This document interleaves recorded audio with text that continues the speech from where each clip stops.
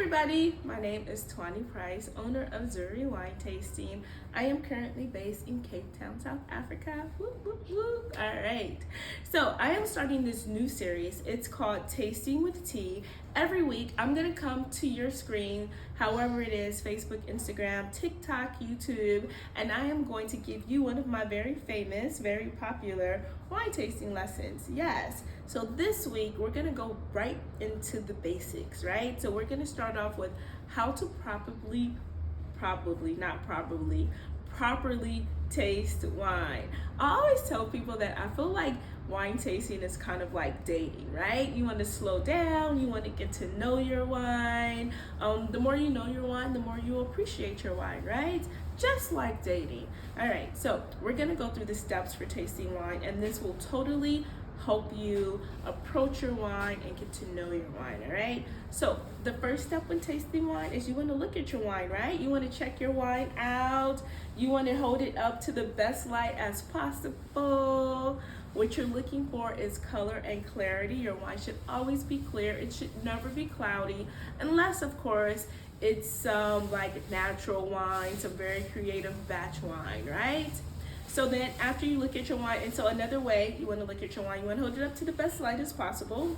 And then you also want to look at it from the top down, right? With this, you're looking at the intensity of the color, right? Is the wine super intense, super dark, like you can't even see your fingertips? Or is it super pale, where if you had I love Tuanni written on your finger, you could see I love Tuanni written on your finger, right? So this one I'm gonna say is medium intensity. I can see my fingertips, but not super clear at all, right? So after you look at your wine, the next thing you want to do is you want to smell your wine. So everyone, if you're doing this at home, take a sniff of your glass. Don't be afraid to stick your nose all the way in the glass and just smell your wine, right? All right, smells like wine. So after you smell your wine, the next thing you want to do is you want to swirl your wine. So now this step, hands down, this is my absolute favorite step, right? It's my favorite step, not just because I look super bougie, which I can be at times, and super fancy. However, this step is super important, right? So you swirl your wine, get your wine moving around in the glass. Make sure you're holding your glass correctly, that's right. So all the professional soms, we hold our glass just like this, with 3 fingers underneath. You wrap your index finger around the stem and you support it with your thumb. This way, you can really swirl that wine. You see how it's going? Nice, right? So swirling your wine, and then you take a smell of it, right? The second smell is so much better than the first smell. It could be like a date, right? The second date is so much better than the first date. I told you, wine tasting is just like dating. All right, so you smell it the second time. Now this time it's way more robust. The aromas are just coming out of the glass. And this happens because when you swirl your wine, you're actually aerating your wine. You're actually adding more oxygen to the wine. And when oxygen gets to wine, it just opens up all the flavors, all the aromas. So it's not some bougie stuff that we do just to look fancy. It's actually super important. All right, so after you smell your wine, the next step that you want to do, the step that you guys have all been waiting for. If you're at home taking this lesson, please do this step with me. Just go get a glass right now. Go get a glass. I'll wait. So you take a sip of the wine. I'm going to take a half a sip because I want to talk still, right?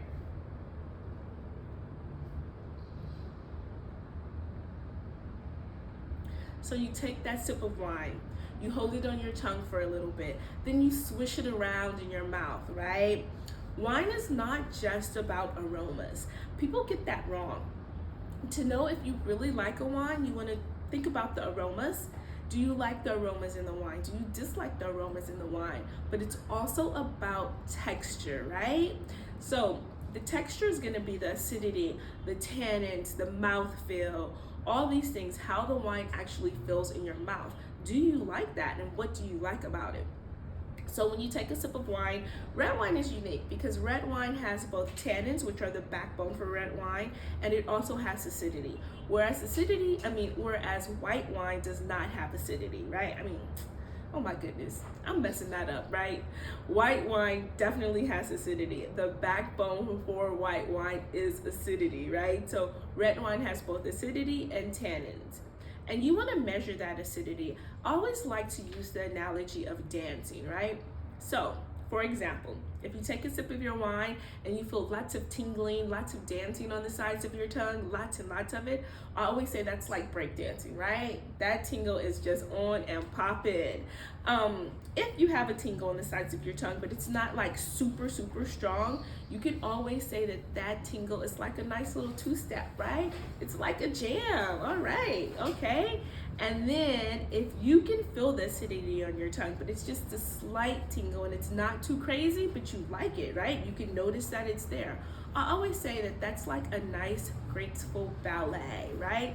So you want to notice the acidity. Acidity is a very big part of the texture of wine. Some people like high acidity. Some people love Sauvignon Blancs, and they like the most acidic Sauvignon Blancs ever, right? Once I dated this German, and that's all he drank was Sauvignon Blanc. I had so much heartburn from drinking so much Sauvignon Blanc, let me tell you. So anyway, I won't go into my own personal dating life. Anyway, so after you taste the wine, you take a sip of it, take another sip. So take your second sip, right? This time, take your second sip. I'll wait. Hold it in your mouth. Swallow the wine. Yes, you can swallow.